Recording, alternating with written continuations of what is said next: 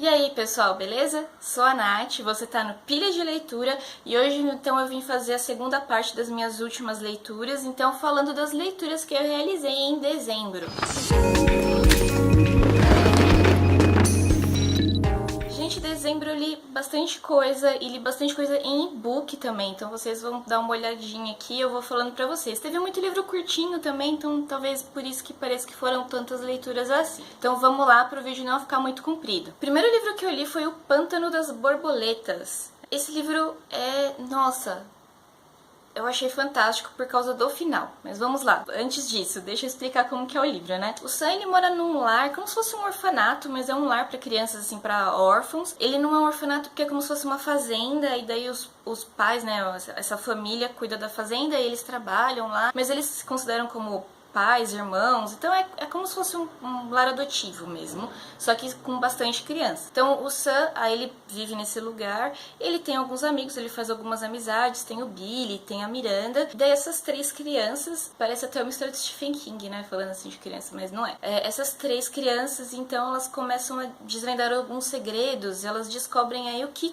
de fato aconteceu com a mãe do Sam, porque ele escuta algumas histórias, ele tem lá a história oficial de como ela morreu e tudo mais, mas aí tem um lunático lá que ele acredita em UFOs e ETs, e aí ele fala que a mãe dele foi abduzida. Então tem toda uma história assim muito louca envolvendo, mas o mais legal de tudo é que, apesar de ter essa história que eles podiam viajar muito e deixar o negócio muito irreal, as crianças, elas não acreditam nisso, então elas provam que de fato não tem nada a ver com ET.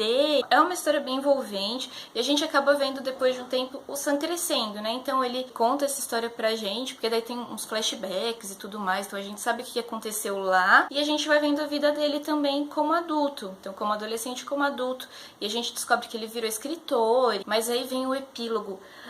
Meu Deus, que epílogo. Não posso contar porque senão vou estragar a história, mas assim, não esperava por aquilo de jeito nenhum. Li também o Fahrenheit 451 do Ray Bradbury, que fica aquela pergunta, né? Como seria a nossa vida sem os livros? Como vocês sabem, em Fahrenheit, então a gente vê os bombeiros, que na sociedade normal são pessoas legais, né? Só que eles são os responsáveis, então, por queimar os livros, na verdade. É a situação inversa, porque os livros são considerados subversivos e são proibidos. É uma distopia. Acho que lendo agora o Fahrenheit, eu li todas as distopias mais importantes, as distopias de maior destaque. Nossa, gostei de todas elas, assim, e Fahrenheit tem esse lado que você fica meio desesperado por causa desse negócio dos livros, assim, mas também é um livro muito legal que faz você pensar em muitas coisas, assim, da sociedade, como toda boa distopia. E aí, porque eu pago as minhas dívidas, eu tive, há um tempo atrás, aí eu fiz aquela tag da roleta russa, sorteei pra ler um livro de padre, eu li Quem Me Roubou de Mim, do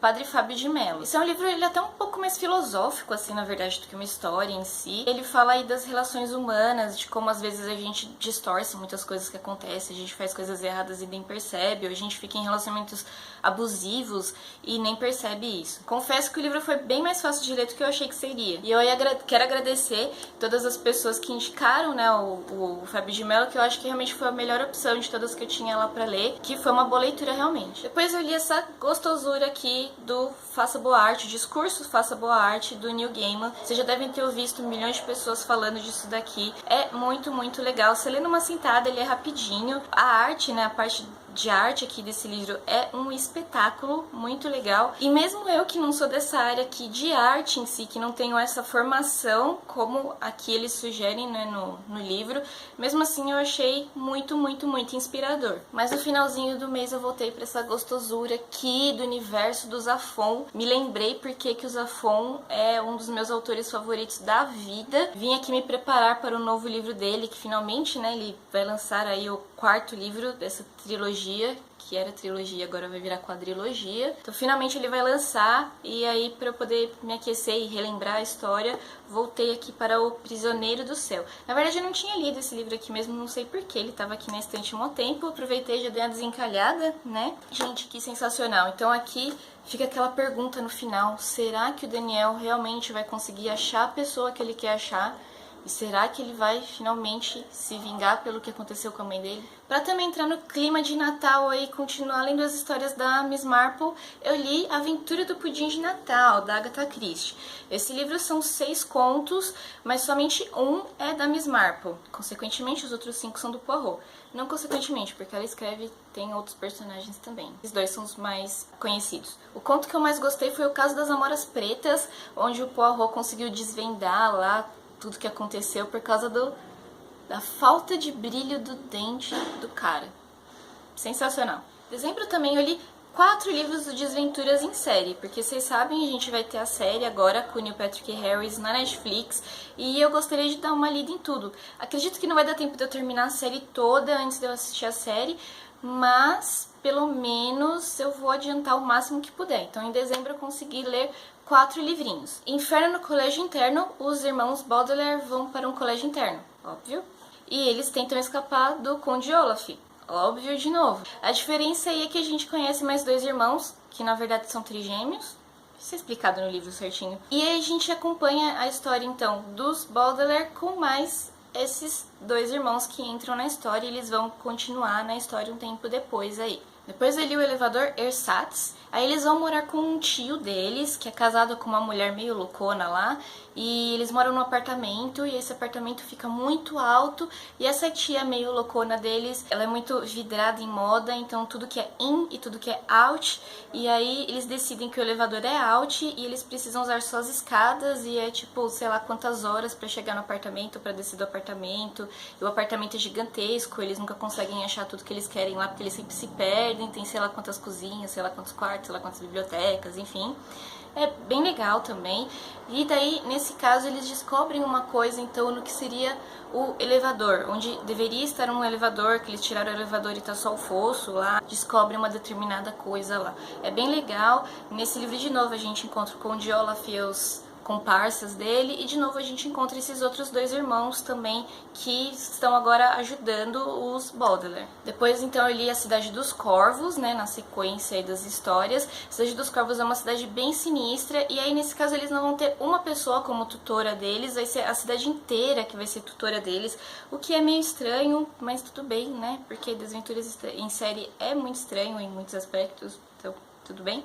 E nesse caso eles conhecem um Conde Olaf diferente, aparece um outro personagem na história, e eles a cidade, acham que é o Conde Olaf, e eles prendem esse outro cara, mas aí acontecem umas reviravoltas lá, enfim, e os 3 irmãos acabam sendo culpados por um crime que eles não cometeram, e eles precisam fugir. E o último livro dos Desventuras em série que eu li, então, foi o Hospital Hostil, que é quando os irmãos estão, então, na corrida, eles estão como fugitivos, e aí eles vão parar nesse hospital que é doidão, hospital hostil, no final de contas, né? E eles começam aí a ter um fiozinho de esperança, então eles descobrem uma pista aí com relação ao acidente que matou os pais deles. Desventuras em série é muito fofinho. E a HQ que eu li no mês então foi Day Tripper. Finalmente eu li Day Tripper, que eu via todo mundo falando que era muito sensacional, e eu não sabia nem qual era a história, né?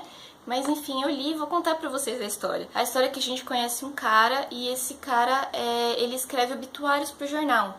E um dia ele morre, já logo no primeiro capítulo ele morre. E aí a gente começa a ver como seria o obituário dele e tudo mais. Mas aí depois ele ressuscita, e só que daí ele ressuscita pra morrer de novo. Então aqui é como se fosse a história de várias mortes desse cara, enfim. O livro é sensacional, realmente, que todo mundo fala que é muito bom, ele é realmente muito bom, gente. Se vocês quiserem ler uma história, é uma história diferente, é uma história que tem uma super reflexão, assim, pra gente fazer, e é linda. Os traços aqui dos 2 irmãos, do Fábio e do Gabriel, os traços são sensacionais, assim, os desenhos são lindos, lindos, eu apaixonei, tanto pela história quanto pelos desenhos, e recomendo muitíssimo para vocês lerem essa história aqui do Day Tripper. E aí, pessoal, gostaram das leituras que eu fiz? Conhecem alguns desses livros que eu li? Deixa aqui nos comentários pra gente continuar conversando. Pessoal, obrigada por ter visto o vídeo até aqui. Não esquece de se inscrever no canal se ainda não for inscrito. Dá um curtir no vídeo pra gente ajudar a compartilhar o conteúdo, e se inscrever nas nossas outras redes sociais. Obrigada, até a próxima. Tchau!